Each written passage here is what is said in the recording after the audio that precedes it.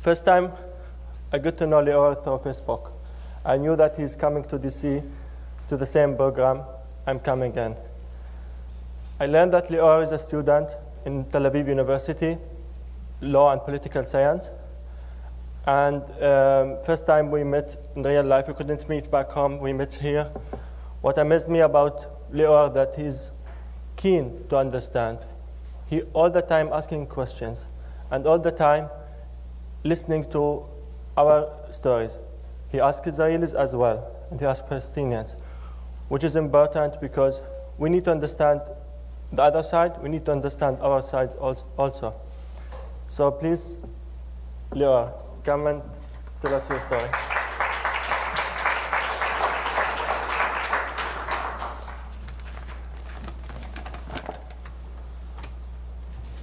Shalom, everyone. In preparation for today, I wrote 11 drafts of this speech for the sole reason that reality in the Middle East is so unpredictable and out of control from both sides, the tragedy hunts tragedy and people losing hope. I believe that today, just by being here together on the same stage as Israelis and Palestinians, we're giving hope back home. My inspiration for being here today is the Vincent van Gogh painting Starry Night. You're probably asking yourself, how is Van Gogh related to the Israeli-Palestinian conflict? Well, let me try to explain. Van Gogh said that in order to understand the color blue, first you need to understand yellow and orange. In other words, to fully comprehend the Israeli-Palestinian conflict, everyone involved, Israelis and Palestinians, needs to first understand the opposite side. When I first applied to be a member of New Story Leadership, I was hesitant and unsure whether I was making the right decision. It's not an easy task to be in a program with 5 Palestinians, live with one of them in the same house for 7 weeks, and intensively discuss the different narrative of our lives. But after thinking of Van Gogh quote, I decided that I need to let go of my perceptions and prejudices on Palestinians and sail away from my safe harbor, mentally and physically. As I mentioned before, the problem in the Middle East, one of many of course, is that most of the time moderate and pragmatic voices do not control the reality on the ground. Extremists do. No matter how hard we, the NSL members, are trying to reshape our reality, those fanatics won't let us.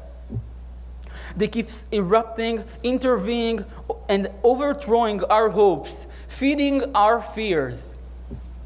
For example, on June 12, 2014, a day before the beginning of our program, 3 young Israelis, teenagers, Eyal Ifrach, Gilad Shar, and Naftali Frankel, were kidnapped in Hebron.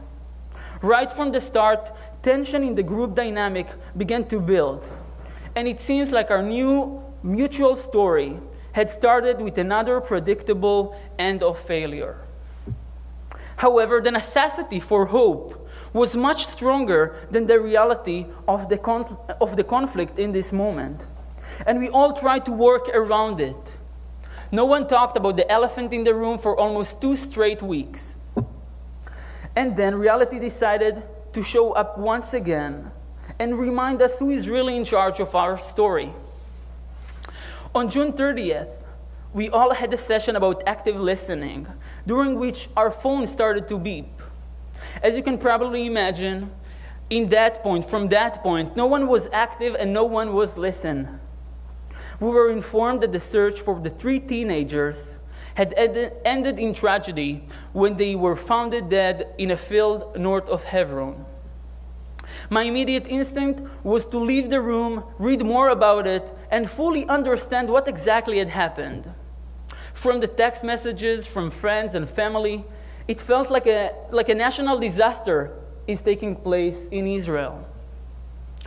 All of my initial concerns and second thoughts about coming here erupted once again. Some of my friends even asked me, "What are you doing here with Palestinians while your home is under attack?" During the 10 minutes break we had, in the middle of the session, a few of the Palestinians changed my mind in a heartbeat, just by showing genuine sympathy and understanding of my grief. A grief that they felt and still feeling. You know, when Muhammad Abu Khdir, a 16-year-old boy, was killed by fanatics. Again, reality. A few days after, I read a quote from Naftali Frankel's uncle, which I want to share with you, since it's so relevant to the given current events in Israel, the West Bank, and Gaza. There is no difference between blood and blood.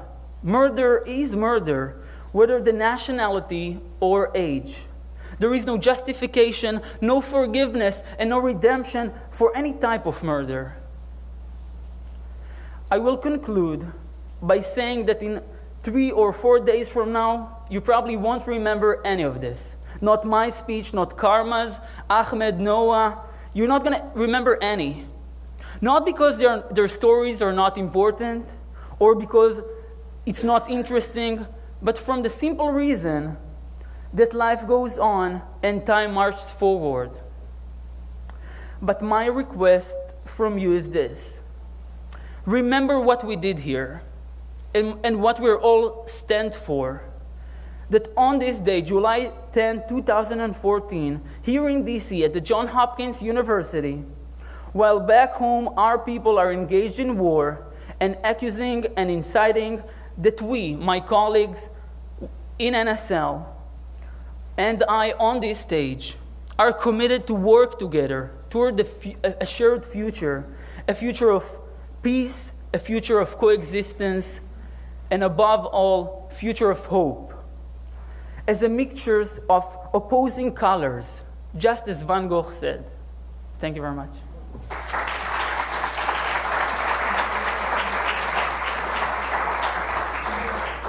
Thank you, Lior, for your speech. Back home, there's a new clash.